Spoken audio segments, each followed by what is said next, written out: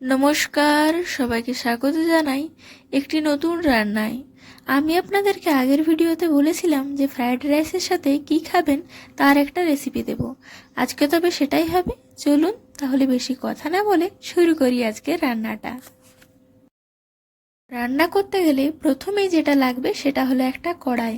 তাই একটা কড়াই নিয়ে নিয়েছি। এরপর এর মধ্যে দিয়ে দেবো কিছুটা সর্ষের তেল, আর কিছুটা দিয়ে দেবো চিনি।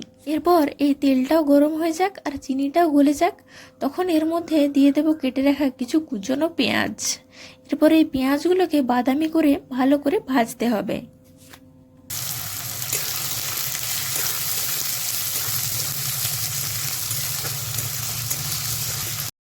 এটা নিশ্চয়ই আপনারা দেখেই বুঝতে পারছেন এটা হলো মাটন।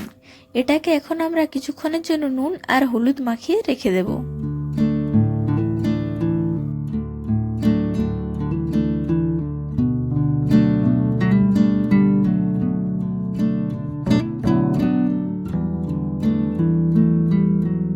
পেঁয়াজগুলো ভালো করে বাদামি করে ভাজা হয়ে গেছে। এরপর এর মধ্যে রসুন বাটাটা দিয়ে দেব। এই রসুন বাটাটা ভালো করে পেঁয়াজের সঙ্গে কষানো হোক। ততক্ষণে আমরা আর একটা ছোট্ট প্লেটে আদা বাটাটা তো ছিলই, তার মধ্যে জিরে গুঁড়ো, ধনে গুঁড়ো, লঙ্কা গুঁড়ো, হলুদ গুঁড়ো আর যে সমস্ত টুকিটাকি মশলাগুলো লাগে সেগুলোকে সব একসাথে নিয়ে নেব। এরপর সব মশলাগুলোকে একসঙ্গে ওই পেঁয়াজ আর রসুনের মধ্যে দিয়ে ভালো করে এবারে কষাতে থাকবো অনেকক্ষণ ধরে। এইদিকে এটাকে যতটা ভালো করে কষানো হবে ততটাই ওইদিকে মাংসের স্বাদটাও কিন্তু আরও বেড়ে যাবে।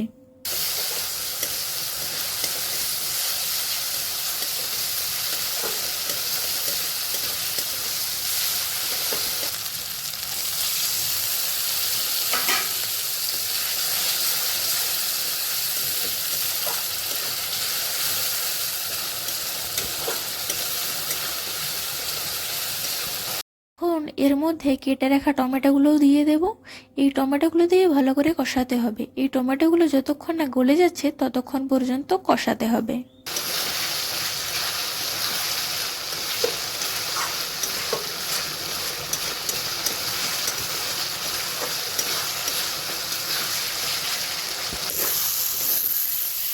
মশলাটাও ভালোভাবে কষানো হয়ে গেছে আর টমেটোগুলো একদম গলে মশলাটার সাথে মিশে গেছে।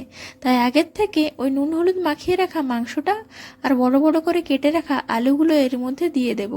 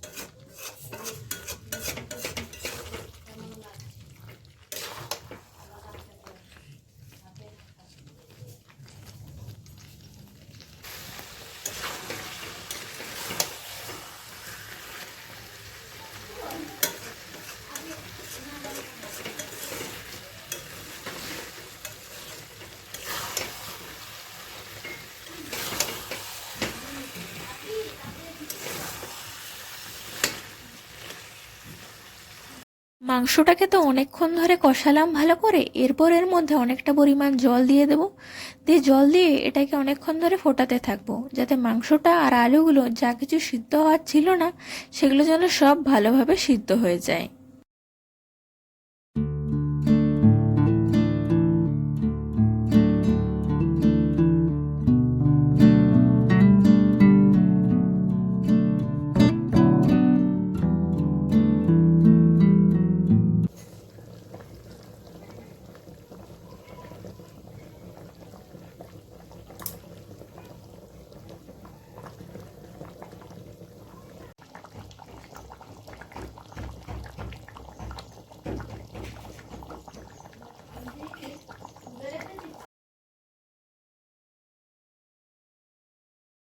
তৈরি হয়ে গেছে আমাদের একদম ঝাল ঝাল মাটন কষা। এটা আপনারা কি দিয়ে খাবেন সেটা নিশ্চয়ই আপনাদেরকে আর বলে দিতে হবে না। এটা আমি আজ খাবো দুপুরে ভাতের সাথে। চলুন আমি তাহলে আমার দুপুরের খাওয়াটা আর শুরু করি। আর আপনারা অবশ্যই এটা বাড়িতে বানিয়ে খাবেন এইভাবে। আর কেমন হয়েছে আমাকে কমেন্টে জানাবেন। আর অবশ্যই সাবস্ক্রাইব করতে ভুলবেন না। তাহলে আমি দুপুরের খাওয়াটা শুরু করি। আজকের ভিডিওটা তবে এখানেই শেষ করছি। আবার দেখা হবে অন্য কোনো একদিন অন্য কোনো একটি ভিডিওতে নতুন কোনো রান্নার সাথে। ততক্ষণ সবাই ভালো থাকবেন, সুস্থ থাকবেন। ধন্যবাদ।